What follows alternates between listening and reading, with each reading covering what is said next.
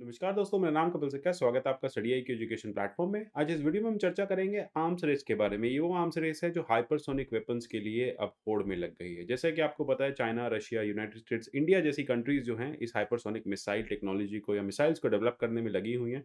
तो इसी के चलते देखा जा रहा है कि काफ़ी बड़ी आर्म्स रेस यहाँ पे है। कहा जा रहा है यूएस पीछे रह गया था। इसी के चलते बाइडेन एडमिनिस्ट्रेशन ने एक बिग पुश दिया है 2022 के बजट में, और उन्होंने कुछ एक्स्ट्रा फंड्स यहाँ पे लोकेट करे हैं। जैसे कि अगर ट्रंप एडमिनिस्ट्रेशन की बात करें तो 3.2 बिलियन था, यहाँ पे 20% का इजाफा हुआ है। 3.8 बिलियन डॉलर जो है वो हाइपरसोनिक मिसाइल डेवलपमेंट में, क्रूज मिसाइल डेवलपमेंट में, डेवलपमेंट के लिए या फिर यूज के लिए लाए गए हैं। इनफैक्ट अक्टूबर में फाइनेंशियल टाइम्स ने रिपोर्ट भी किया था कि चाइना ने एक न्यूक्लियर कैपेबल हाइपरसोनिक मिसाइल को टेस्ट किया है, जिसने पूरे ग्लोब का एक चक्कर लगाया था। काफी मैक की स्पीड से वो बढ़ती हुई गई थी और उसमें न्यूक्लियर वॉरहेड भी थे। लेकिन बाद में चाइना ने इस बात को नकार दिया। चाइना ने कहा कि इस पे कोई कोई भी न्यूक्लियर कैपेबल वॉरहेड नहीं था, जबकि यूएस के मिलिट्री ऑफिसर्स का कहना है कि इसमें ऐसा था। अब इसी के चलते आप देखेंगे कि चाइना और रशिया जो है इस हाइपरसोनिक मिसाइल्स की रेस में लग गए हैं। तो इस वीडियो में हम जानेंगे एग्जैक्टली कि कैसे हाइपरसोनिक जो मिसाइल्स होती हैं, वेपन्स होते हैं, वो ट्रेडिशनल वेपनरी से कैसे डिफरेंट होते हैं। जब हम बात करते हैं सुपरसोनिक, हम बात करते हैं बैलिस्टिक मिसाइल, तो हाइपरसोनिक में क्या एक्स्ट्रा होता है, क्या नया है, और इंडिया इस टेक्नोलॉजी को लेके अभी कहाँ स्टैंड करती है। आपको मेरे हर वीडियो के पीडीएफ मिल जाएंगे मेरे टेलीग्राम चैनल से। आप मुझे @कपिल सिक्का ट्विटर हैंडल पे फॉलो कर सकते हैं। देखिए, सबसे पहले जानने की कोशिश करते हैं हाइपरसोनिक वेपन्स होते क्या हैं। देखिए, ये मैन्यूरेबल वेपन्स होते हैं जिन्हें आप ऑपरेट कर सकते हैं, एक दूर डिस्टेंस पे बैठ के इनको मैन्यूवर कर सकते हैं, इनका डायरेक्शन चेंज कर सकते हैं, और ये काफ़ी फास्ट स्पीड पे फ्लाई करते हैं। इनफैक्ट अगर हम बात करें साउंड की स्पीड, तो वो 1 मैक होती है, ये 5 मैक तक फ्लाई करते हैं। 5-7 मैक के आसपास ये फ्लाई करते हैं। तो यानी स्पीड जो है साउंड की, उससे 5 टाइम्स ये फ्लाई करते हैं। ये सुपरसोनिक से भी काफ़ी ज़्यादा तेज़ होते हैं। सुपरसोनिक 5 तक जाता है और ये सुपरसोनिक से भी ऊपर निकल जाते हैं।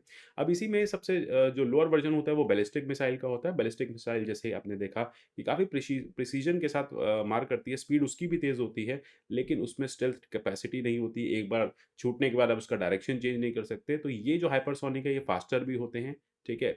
लेकिन वहीं पे इनकी जो ट्रैजेक्टरी है वो चेंज की जा सकती है। जैसे हम बैलिस्टिक की बात कर रहे हैं, तो कोई ट्रैजेक्टरी में चेंज नहीं होगा। एक बार वो एटमॉस्फेयर से बाहर जाएँगे, फिर एटमॉस्फेयर में अंदर आएँगे और नियर इम्पैक्ट देंगे। जबकि हाइपरसोनिक वेपन्स जो हैं, आप रास्ते में इनको चेंज कर सकते हैं, इनको ऑपरेट कर सकते हैं, इनके डायरेक्शन चेंज कर सकते हैं, और ये काफ़ी ज़्यादा डिफ़िकल्ट होते हैं डिटेक्ट करना। मतलब स्टेल्थ टेक्नोलॉजी में भी काफ़ी हाई होते हैं। ये हर तरह के रडार से बच जाते हैं। रीज़न क्या है? इनकी स्पीड इतनी फ़ास्ट होती है, जब तक कोई भी बैलिस्टिक या फिर आप कोई भी इस तरह का रिस्पॉन्स मैकेनिज़्म एक्टिवेट होता है, तब तक ये अपने जो भी टारगेट होता है उसको डिस्ट्रॉय कर देते हैं। तो एयर डिफेंस इसको कई बार डिटेक्ट भी नहीं कर पाती। जैसे कि अगर मैं आपको यहाँ पे एक पिक्चर के थ्रू समझाऊँ, तो अगर हम बात करेंगे बैलिस्टिक मिसाइल की, तो बैलिस्टिक मिसाइल एक सिंगल ट्रैजेक्टरी में जाती है, पहले एटमॉस्फेयर के बाहर निकल जाती है और फिर वापस से एटमॉस्फेयर के अंदर आके उसी टारगेट पे आके गिरती है। वहीं अगर हम बात करें हाइपरसोनिक, हाइपरसोनिक 2 तरह से होती है। ग्लाइडर होती है, जो रॉकेट के थ्रू जाती है और ग्लाइड करती हुई फिर आगे जाती है, और एक क्रूज़ मिसाइल होती है, जो क्रूज़ की तरह बढ़ती है। तो हाइपरसोनिक वेपन की एक रिपोर्ट आई थी, उसमें कहा था 2 तरह के हाइपरसोनिक अब डेवलप किए जा रहे हैं। एक ग्लाइड है, जिसमें ग्लाइड व्हीकल्स लगे होते हैं, और एक क्रूज़ मिसाइल्स हैं। तो एचजीवीज़ जो हैं वो रॉकेट के थ्रू अ, उनको लॉन्च किया जाता है और ग्लाइडिंग करती हुई जाती हैं टारगेट की तरफ। जबकि हम बात करें हाइपरसोनिक क्रूज़ मिसाइल्स की, तो वो हाई स्पीड होती हैं, एयर ब्रीथिंग, उसके अपने सेल्फ प्रोपेटिंग इंजन्स होते हैं। इनफैक्ट उसमें स्क्रैमजेट लगे होते हैं। स्क्रैमजेट क्या करता है कि सुपरसोनिक में एयर अंदर लेता है और हाइपरसोनिक में इस एयर को बाहर छोड़ता है। तो काफ़ी इंपॉर्टेंट हो जाती है हाइपरसोनिक मिसाइल। एक नई टेक्नोलॉजी की मिसाइल्स आ रही हैं, 5000 किलोमीटर पर आवर की स्पीड से फ्लाई करती हैं, पेनिट्रेट कर जाती हैं अधिकतर डिफेंस सिस्टम्स को, और बहुत कम टाइम मिलता है इनको रिस्पॉन्ड करने में। तो अगर मैं आपसे एक शब्द में बात बताऊँ हाइपरसोनिक मिसाइल क्या होती है, वो बैलिस्टिक और क्रूज़ मिसाइल का एक कॉम्बिनेशन होती है कि उसकी स्पीड जो होती है वो बैलिस्टिक होती है और स्टेल्थ टेक्नोलॉजी क्रूज़ मिसाइल वाली होती है। इनफैक्ट चाइना जो है वो अब रशिया को भी पीछे छोड़ रहा है, क्योंकि रशिया चाइना के बीच में आपस में एक होड़ लगी हुई है कि कौन सबसे ज़्यादा इस तरह की हाइपरसोनिक मिसाइल्स को डेवलप कर लेगा। रशिया ने हाल ही में सिरकॉन करके एक हाइपरसोनिक क्रूज़ मिसाइल को टेस्ट किया था, और उसके लिए ये भी कहा था पुतिन ने कि वो इनविंसिबल है, मतलब दुनिया की सबसे ज़्यादा स्ट्रॉन्ग मिसाइल है, सबसे ज़्यादा स्ट्रॉन्ग वो हाइपरसोनिक मिसाइल है, और इसको बेरेंट सी के पास टेस्ट किया गया था। रशिया के पास ये टेक्नोलॉजी जो है आ चुकी है। रशिया इस टेक्नोलॉजी पे फर्दर काम कर रहा है, और रशिया कह रहा है कि हम 2022 से इसको रशियन नेवी को देना स्टार्ट भी कर देंगे, यानी हम इसको डिप्लॉय करना स्टार्ट कर देंगे। चाइना भी कहीं न कहीं इसके डिप्लॉयमेंट की तरफ लगा हुआ है। चाइना भी बहुत जल्द आपको ये डिप्लॉय करता हुआ दिखेगा। यूएस इस रेस में काफ़ी पीछे रह गया है, यूएस इसको अभी डेवलप कर रहा है। देखिए यूएस के लिए कहा जा रहा है 2023-24 तक ये ठीक से डिप्लॉय कर पाएगा, ऑपरेशनलाइज़ कर पाएगा।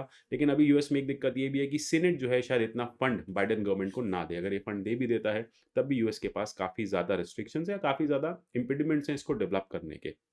अब बात करते हैं बाकी कंट्रीज़ कहाँ स्टैंड करती हैं। Australia, India, France, Germany, Japan ये भी इस रेस में लगी हुई हैं, ये भी इस वेपन टेक्नोलॉजी को डेवलप करने में लगी हुई हैं।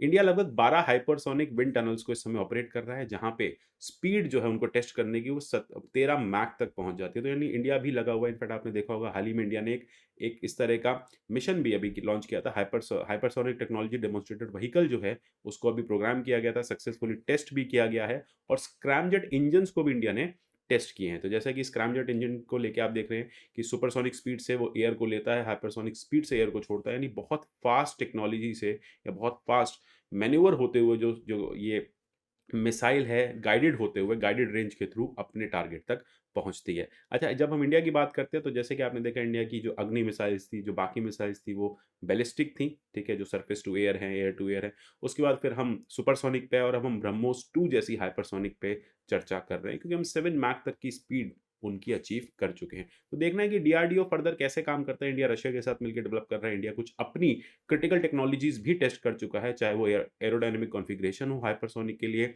स्क्रैमजेट प्रोपल्शन इंजन्स हो, सस्टेन्ड कंबशन हो, थर्मोस्ट्रक्चरल कैरेक्टराइज़ेशन हो, हाई टेम्परेचर्स में कैसे काम करेगी, हाइपरसोनिक वेलोसिटीज़ कैसे वैलिडेट की जाएँगी। तो इंडिया अभी रिसर्च मोड पे और इंडिया अलग-अलग सेगमेंट्स में रिसर्च को कर रहा है और बहुत जल्द आपको 2024-25 तक भी इंडिया की एक पूरी फ्लीट मिलेगी हाइपरसोनिक मिसाइल्स की।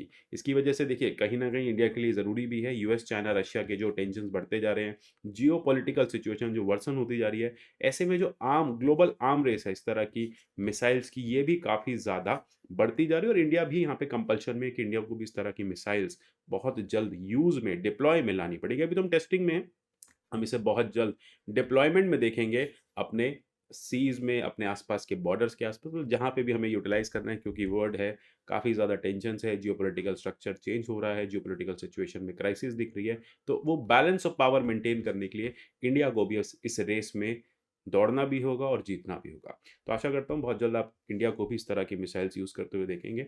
मिलते हैं अगले ऐसे किसी सेशन में, तब तक के लिए goodbye, take care and God bless you all.